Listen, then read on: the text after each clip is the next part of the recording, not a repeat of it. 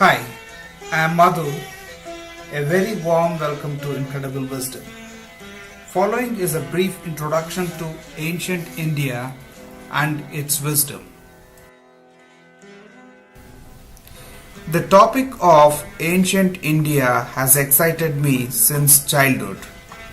I have spent many sleepless nights wondering about creative thinking of our ancestors and the insight it possessed. No wonder many people have asked me why anyone should be interested in this course in a modern connected world. So I thought I must explain the rationale upfront. Let's look at the scenario where you are not sure of your past, your culture, and heritage.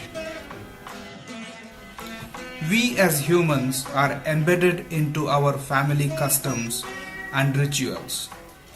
If you are not sure of your belief system, you will be left to follow your customs and rituals with blind belief out of fear.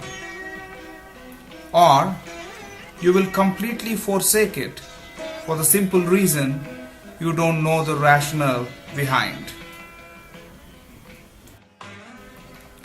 Not being sure of your heritage makes you less confident and results in low self-esteem.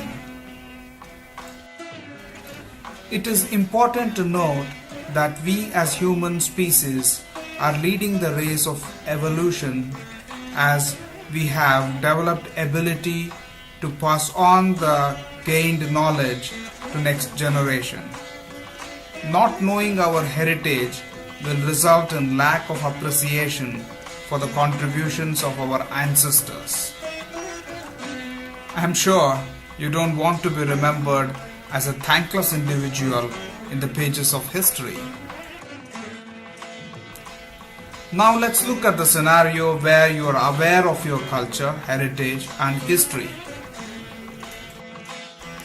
You will know and understand how the belief systems have evolved over a period of time and the associated customs and rituals. Now you are free to choose what you want without any fear or prejudice.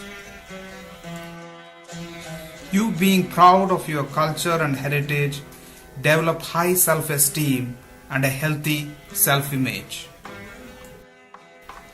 Also, it helps to develop an appreciation for the contribution of our ancestors. Overall, an enabler for healthy personality.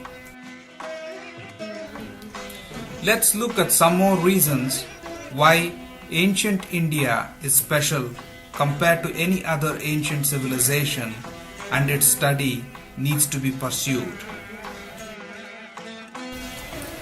The seal that you are looking at is from Indus Valley civilization that lived approximately 5,000 years ago.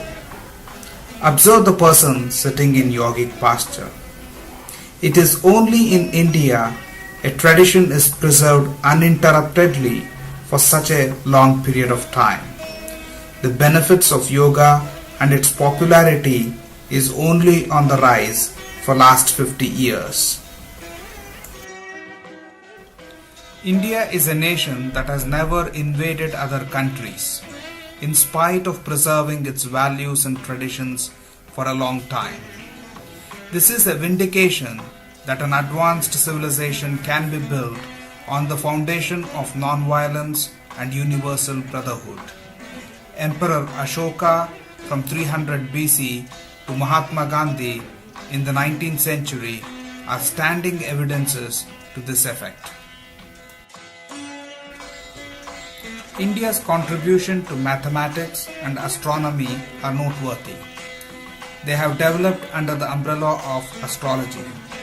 The concept of zero, concept of infinity, measurement of minute particles to astronomical numbers, and geometry are some of the contributions. Ayurveda is a thriving health science even today that has its origin in Vedas that are 3,000 years old. Of all the areas Most significant contribution of Indians comes in the area of human psychology, human society, and inquiry into purpose of life. I will not be wrong if I say our ancestors were obsessed to find an order in everything they saw. They divided the person's life into 4 stages: student, a householder, a retired, and an ascetic. They divided the occupation of a person in society into 4: an intellect, a politician or an administrator, a businessman, a worker, or an employee in modern terms. They even identified the goals to be sought after by a person into 4: dharma or integrity, artha or wealth, kama or desires to be satisfied, and moksha, the ultimate state of happiness.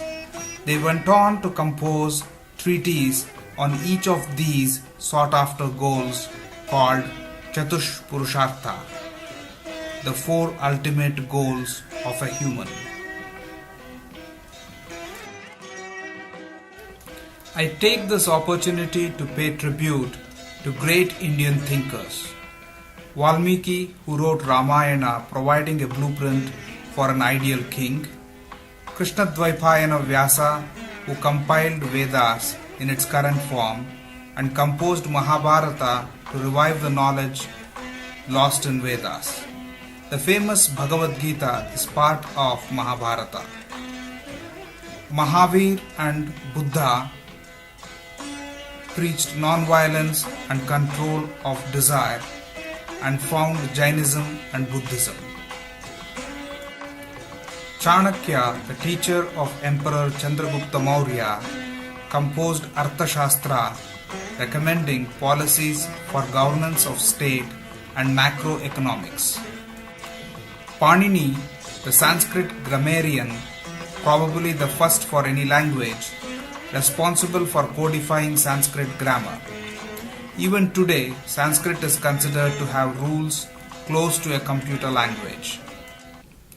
Charaka is considered father of Indian medicine, Ayurveda, and an early proponent of prevention is better than cure doctrine.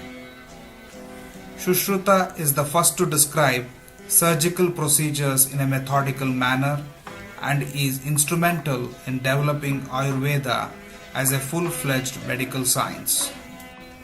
Patanjali is considered as father of yoga. He codified the knowledge of yoga into yoga aphorisms, famously known as Patanjali Yoga Sutras. Aryabhatta was a famous mathematician and astronomer. His work, Aryabhattiyam, a compendium of mathematics and astronomy, was extensively referred to in the later Indian mathematical literature and has survived to modern times. Varahamihira was again a mathematician who wrote the book Panchasiddhantika, where he notes accurately shifting of the equinox as 50.32 seconds. Bhaskara was disciple of Aryabhatta and he wrote Maha Bhaskariya, a monumental work on mathematical astronomy providing approximation for pi.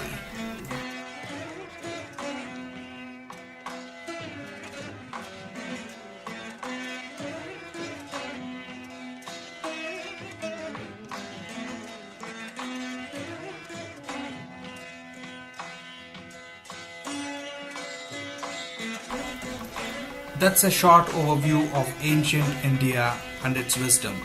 I hope the information was useful. I encourage you to join one of our courses at Incredible Wisdom to know more about India.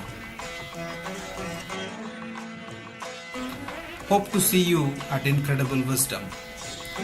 Thank you and have a nice time till then. Goodbye.